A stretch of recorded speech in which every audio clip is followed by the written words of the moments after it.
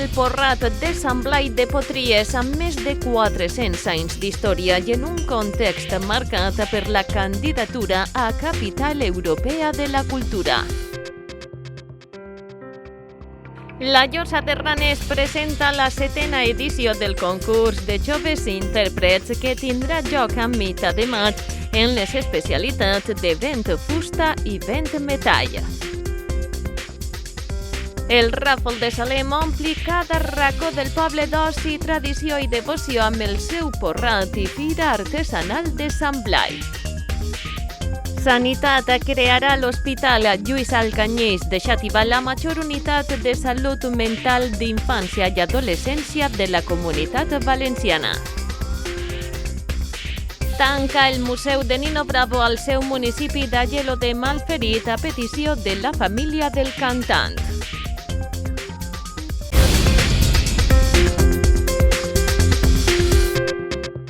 El Porrat de Sant Blai ha tornat aquest cap de setmana del 6 al 8 de febrer a Potries. El municipi casoler s'ha vestit de gala per a demostrar la força d'un poble menut que vol ser capital europea de la cultura, acollint una nova edició de tan tradicional cita amb una intensa programació musical i cultural. Una de les primeres tenia lloc dissabte a les 11 amb la inauguració de la Fira Gastronòmica Artesana i de Proximitat, amb la colla de cabuts El Gidoner d'Ador. El que fem amb el Porrat d'enguany és demostrar un any més la força que tenim els pobles menuts per a continuar fent cultura i més enguany que ens presentem a Capital Europea de la Cultura 2031. Estem ara mateix en una competició del que es tracta és de demostrar que els pobles fem cultura, que fem cultura de qualitat i que tenim tot el dret del món, totes les persones que vivim en els pobles, de tindre tanta cultura com es tenen en les ciutats. Per a Potries, ser Capital Europea de la Cultura significaria aconseguir algo que no és sols per a Potries, sinó per a tots aquests pobles menuts, per a aquest món rural que dia a dia intentem fer valdre el nostre valor, valga la redundància, no? De que així podem viure, ens mereixem viure i tenim molts drets que esta Capital Europea de la Cultura hauria de reconèixer per a poder traspassar totes les fronteres i que arribi la nostra problemàtica, el nostre dret a Europa. Un Porrat de més de 400 anys d'història declarat festa d'interès turístic provincial i bé immaterial de rellevància local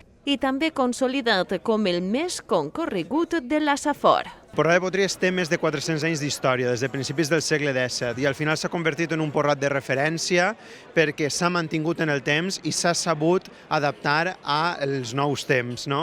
Estem molt contents, molt contentes que junt amb el Porrat de Potries, que al final ha sigut el més referent, el Porrat de Sant Macià de Ròtova i el de Sant Antoni de la Font d'en Carròs, hagin fet emergir tants altres pobles que ara estan recuperant els seus porrats, una festa molt valenciana que es va perdre i que ara, gràcies a tot això, al nostre esforç, també s'està recuperant en altres pobles. Estem molt contents, molt contentes de que tinga tanta rebuda el nostre porrat. Al final estem parlant d'un poble de 1.000 habitants que aconsegueix que es multipliqui la seva població per 10 i al llarg del porrat passen més de 10.000 persones. Enguany especialment estem notant que la gent ens està acaronant molt, venim molt a les activitats i jo crec que enguany serà un porrat de xifra rècord. Un porrat que enguany dona protagonisme a l'art local, les dones i la diversitat, que sempre introdueix novetats al programa com noves visites guiades al museu i l'ampliació de l'oferta de dinamització cultural amb més torns per a tallers de ceràmica.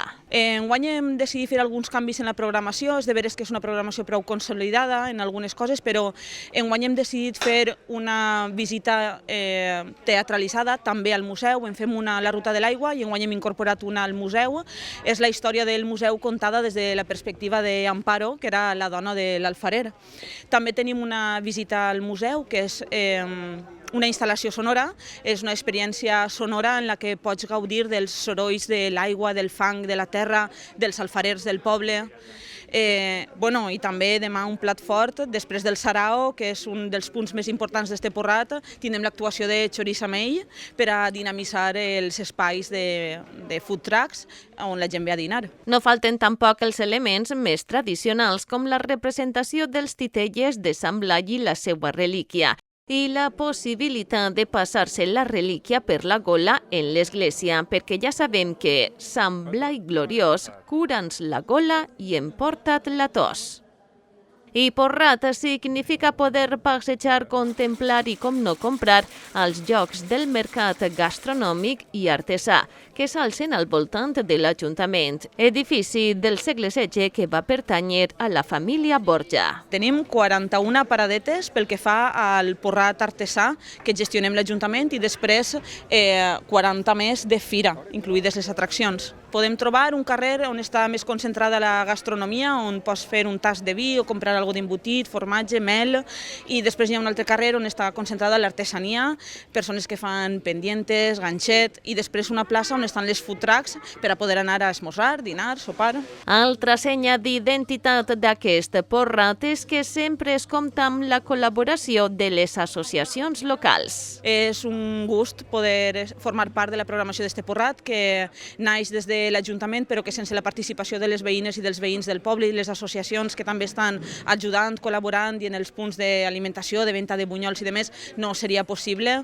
És una de les coses més boniques que passen en este poble de Potries i que és un orgull com a regidora poder-ho celebrar. Col·lectius com aquests que preparen els típics bunyols de carabassa i altres menjars per poder-se sufragar les activitats. I nosaltres el que fem és treballar, fem bunyols, fem menjar per a vendre.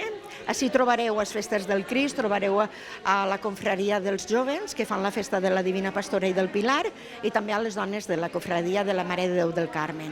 Tots plegats treballem per fer els bunyols i per fer el menjar amb el que reconfortar a tots els nostres visitants que venen de totes les comarques veïnes, comarques germanes de la Vall d'Albaida, Marina Alta, Marina Baixa, les Riberes, gent que ve any rere any a complir amb una tradició com és passar-se l'osset per la gola i a compartir una jornada lúdica i festiva amb tots nosaltres.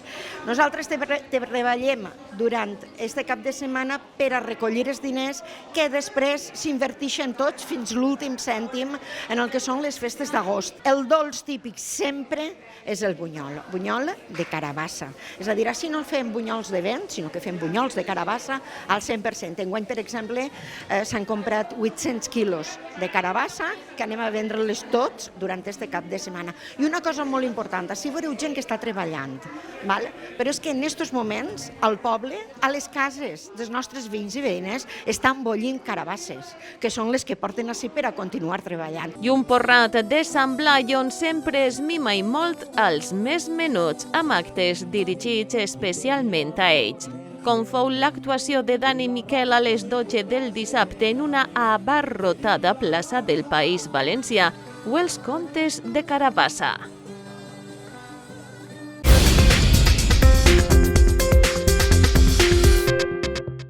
La música jove tornarà a ser protagonista a la Llosa de Raners amb una nova edició, la 7ª, del concurs de joves intèrprets, que reunirà estudiants de tot l'estat durant 2 caps de setmana de maig a l'Auditori Municipal. El certamen adreçat a joves d'entre 13 i 18 anys comptarà amb les especialitats de vent fusta, que inclou flauta, fagot, oboè, clarinet i saxòfon, i vent metall, amb trompa, trompeta, trombó, bombardí i tuba. Com ja duguem uns anys confiant en este concurs, que pensem que és superimportant per a l'aposta que fem a nivell cultural i musical en el nostre poble, per a tots els joves, per a que se posicionen en el seu amor i passió per la música, en fer un esforç i un sacrifici per compartir davant el públic i davant un jurat professional i aquests avantatges musicals que ens ofereixen a tots i que això és una experiència per promocionar-se i per passar a un nivell professional. El 7è concurs de joves intèrprets constarà de 2 fases presencials. El concurs tindrà lloc el 16 i 17 de maig per a la part de vent fusta i 23 i 24 de maig per a la part de vent metall. En concret, aquest concurs està organitzat de forma en el que el dissabte que és el 16 i 23 de maig, tindrà lloc la fase classificatòria. Per a poder participar en aquesta fase classificatòria, tan sols tenen que inscriure's a concursodemusica.com, en el qual podran veure les bases detallades. Hi ha un formulari d'inscripció en el que els participants el dissabte tenen que interpretar l'estudi obligatori que es proposa en les bases. Durant la jornada es triaran 6 finalistes que passaran diumenge al matí a la fase final. I tots els que arriben a aquesta fase final tindran premi. Un primer valorat en 600 euros, el segon de 350, tercer premi 250 euros, quart de 200, el cinquè amb un val de 150 euros i un sisè de 100 euros.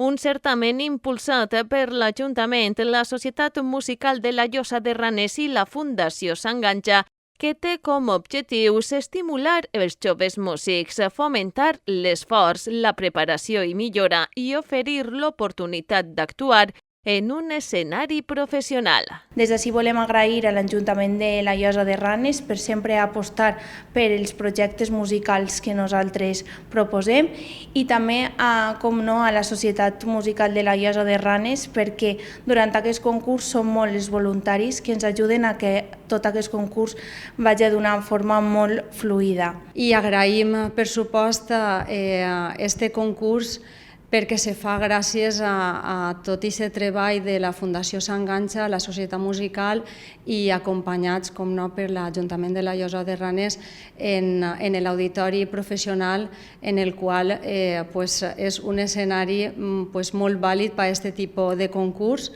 com estem veient en aquests anys. I res, agrair el que se puga fer a la Llosa, que la Llosa se quede com a referent en el que són actes musicals. Esperem a tots a aquest esdeveniment, que seran en 2 caps de setmana del mes de maig, a la Llosa de Ranes per a disfrutar de la millor música que poden escoltar de grans músics jovens, així en la Llosa de Ranes. Una localitat, la Llosa de Ranes, que continua sent un referent en la promoció de la música i el talent jove. El termini d'inscripcions està obert fins al 29 d'abril a la pàgina web concursodemusica.com.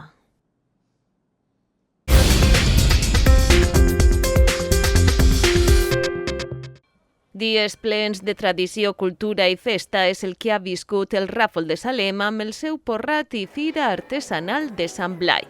El dia gran, dissabte 7 de febrer, es va gaudir d'un ambient únic amb paradetes artesanals, activitats culturals, propostes lúdiques per a totes les edats i, com no, d'actes religiosos en honor al patró, amb solemne missa i processó i la benedicció del pa beneït. I precisament aquest pa dolç és senya d'identitat del Porrat. La festa s'ha organitzat, la veritat és que d'una manera espectacular, perquè només n'hi ha que veure tota la programació que tenim, que evidentment va començar el diumenge passat en el teatre i en la romeria, de la baixada de Sant Blai fins a la Iglesia, i després ahir van fer la inauguració d'una exposició organitzada pel grup Art Benicadell, que és un grup d'art que tenim així en el poble i que tots els anys ens deleiten en les seues obres que pinten.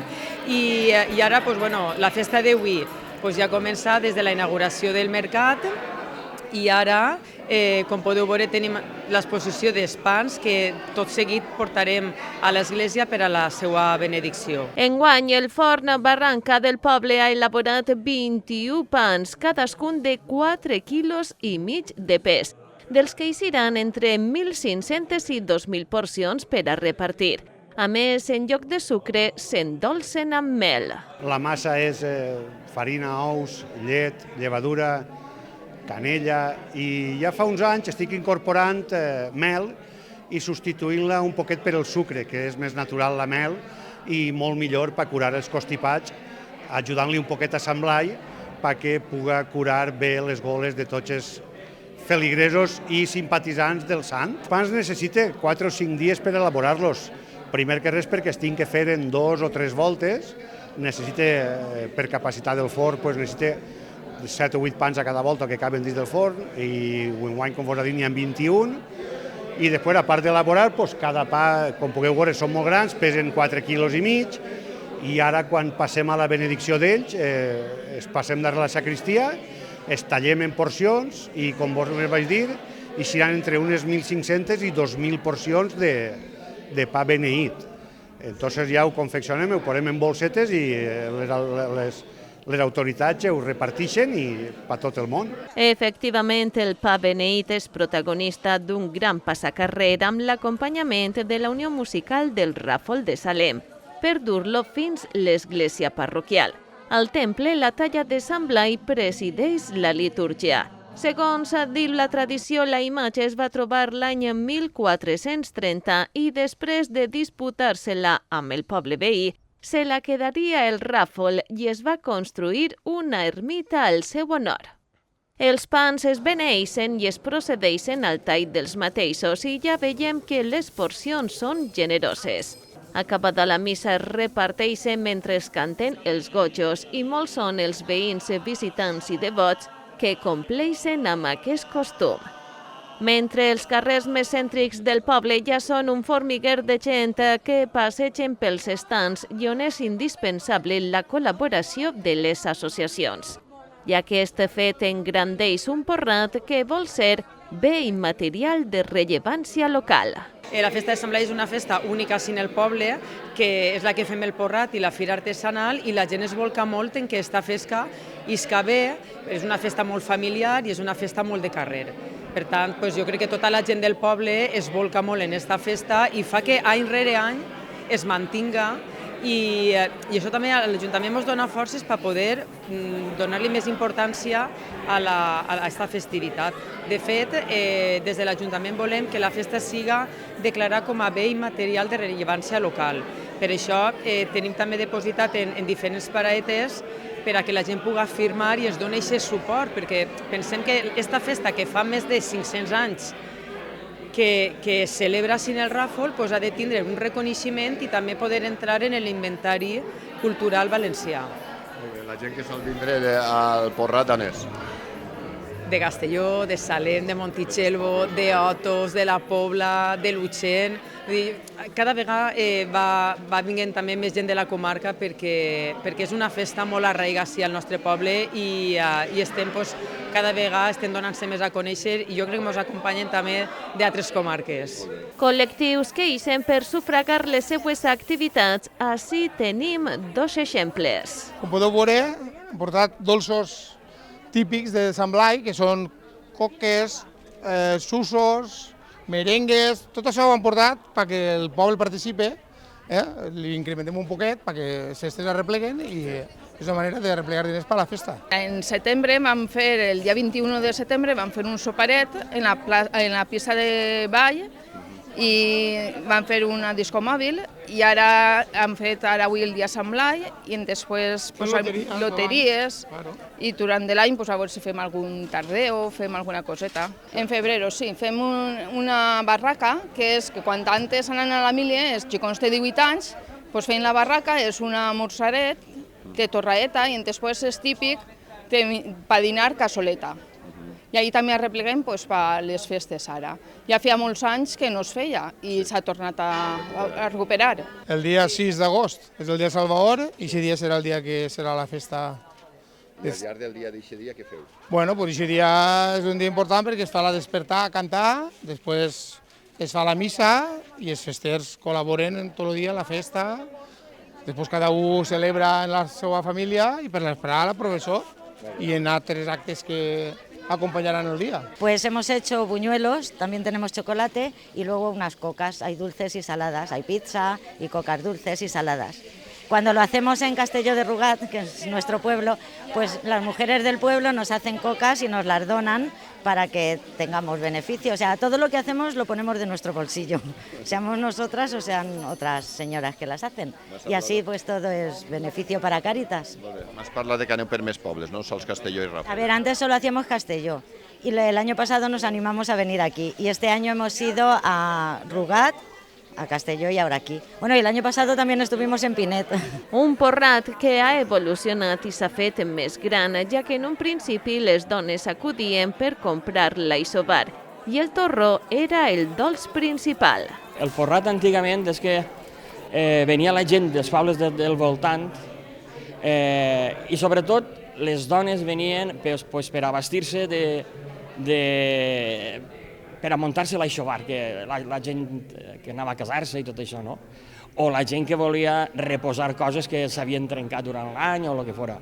I els homes el que feien era comprar eines, ferramentes del bancal per a l'any. Sí que entonces el dolç principal del porrat era el torró. Així es menjava més torró en Sant Blai que en Nadal. Venien hasta torroners de Xixona, fíjate, en aquella època quan es venia en animal, saps? Creuant el comtat i tot això. I el torró era el dolç fonamental. Ara és una cita perfecta per a vindre amb amics i sobretot en família, ja que al Porrat també es va comptar amb granja d'animals i passejos en burro per als xiquets i una gran exhibició d'aus rapinyaires.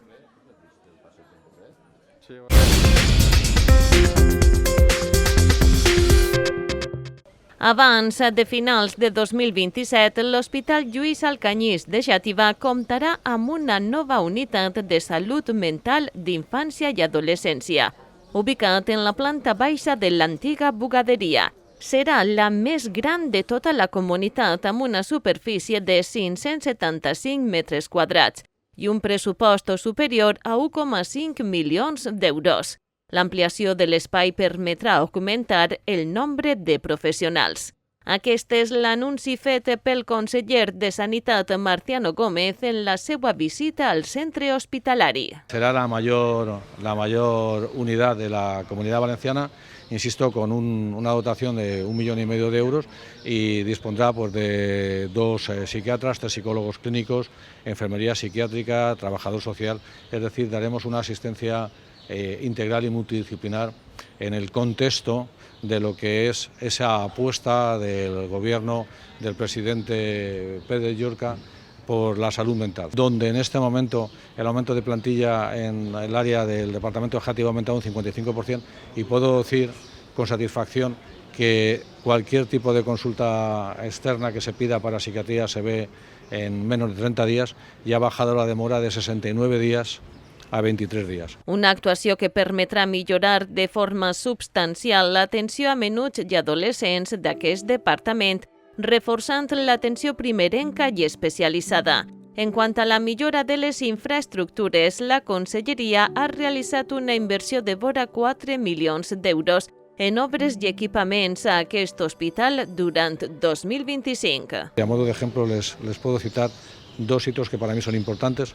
En primer lugar, el 15 ecógrafos de alto nivel de digitalización y de resolución, ecógrafos donde ya no solamente lo tiene radiología, sino también lo tiene urgencias, cardiología, ginecología, medicina interna y sobre todo algo que quiero hacer mucho hincapié, que es en el ecógrafo digital y de última generación que hemos comprado, que compramos y que ya está en funcionamiento desde hace un año para Játiva. El mamógrafo, y en la otra visita, la primera visita que vine aquí ya me lo dijeron, de Játiva no funcionaba.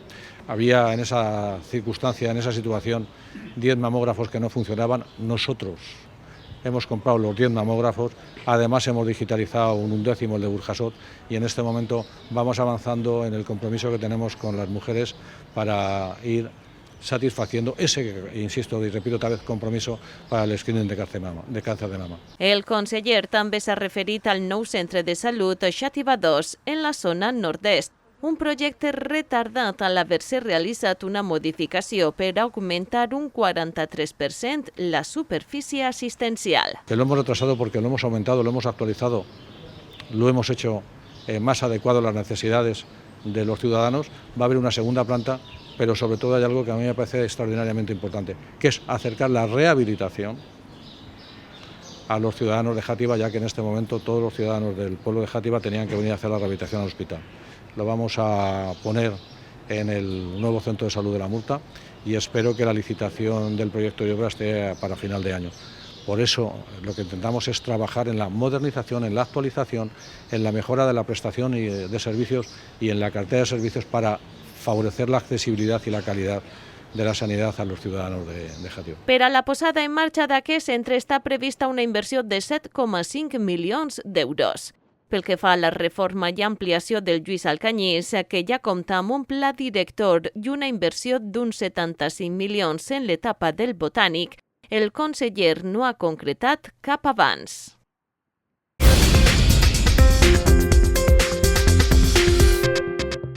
El Museu de Nino Bravo, ubicat en la seva localitat natal, Aielo de Malferit, ha tancat les seues portes de forma indefinida, 2 dècades després de ser inaugurat.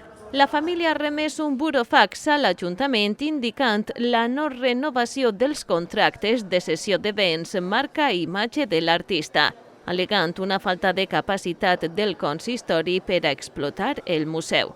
En un comunicat assignat per la família, la decisió no respon a una voluntat de confrontació, sinó al convenciment de que correspon obrir un nou cicle que permeta desenvolupar projectes de major abast.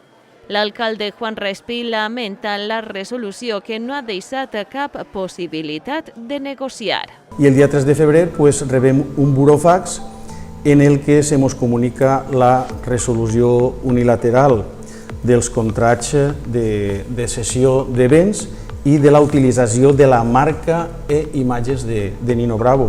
Y es ahí donde nos diuen que no cuentan con la autorización para hacer uso de la marca e imagen del artista y ustedes no detentan capacidad alguna para explotar el museo. Teniendo en cuenta esa falta de capacidad, les instamos al cierre del museo de manera immediata. És trist per a tots perquè és una marca d'identitat del poble. Nino Bravo va néixer al poble i el que tot això comporta és que tota imatge que tinguem al poble de Nino Bravo, donat que la família ens ha instat ja, no podem tindre-la perquè són ells els propietaris de la marca i de la imatge. Aleshores, també vam fer un monolit a l'entrada del poble, en una redona que tenim, que se'ls va presentar a la família diversos bocetos i ells van decidir quin bocet és el que es posava finalment. És a dir, que tot el que hem fet sempre hem anat de la mà. En l'any 2003, fins al 2003, tota la sessió de lo que comporta Nino Bravo era gratuïta per a l'Ajuntament, no es cobrava, i a partir del 2003 ens demanen un cànon de 18.000 euros anuals que l'Ajuntament religiosament ha estat pagant per a poder utilitzar el nom Nino Bravo i les imatges de Nino Bravo. Espia de Fes, la gestió del museu baix el seu mandat, ja assenyala que la col·laboració amb la família ha sigut màxima. Destaca, per exemple, l'esforç fet en 2023, en el 50 aniversari de la mort del cantant, quan es va declarar l'any Nino Bravo a la localitat i es va portar a terme una remodelació de l'espai museístic. Des del principi de la legislatura hi ha hagut sempre una bona relació amb la família, fins al punt que nosaltres iniciarem l'any, demanarem a la Generalitat que declararà a Nino Bravo el 2023, el vam declarar a la població, el vam fer fill predilecte, anarem a Fitur i convidarem a la família, l'Ajuntament d'Aielo gustosament va pagar a representants de la família per a que vingueren amb nosaltres a fer la presentació de l'any Nino Bravo a Fitur, i també ens van acompanyar a la Secretaria Autonòmica de Turisme, on allí el secretari autonòmic es va comprometre a donar-nos una subvenció de 40.000 euros per a aquesta remodelació del museu, i allí estava també la família en companyia de nosaltres, és a dir, que sempre hem anat de la mà. El museu mostrava objectes personals i professionals cedits per la família, fans i amics de l'artista. Més de mig miler de peces de material audiovisual, fotogràfic, sonor i escrit conformaven les seues col·leccions. Entre els objectes figuraven el micròfon i trajes utilitzats en les seues actuacions, el seu llibre d'escolaritat, la seva cartilla militar, fotografies o cartells de gires i concerts. Uns fons que han servit de base per a altres exposicions commemoratives. L'actitud jo sí que la noto diferent després de la sessió temporal que fem del museu a l'Ateneu Mercantil. Des d'ahir hi ha un canvi, jo sí que veig que hi ha un canvi d'actitud i en dol perquè, entre altres coses, no se mos ha donat opció a negociar, a parlar tranquil·lament d'esta situació i poder-la reconduir. Un llegat que ja no es podrà contemplar a la seva localitat.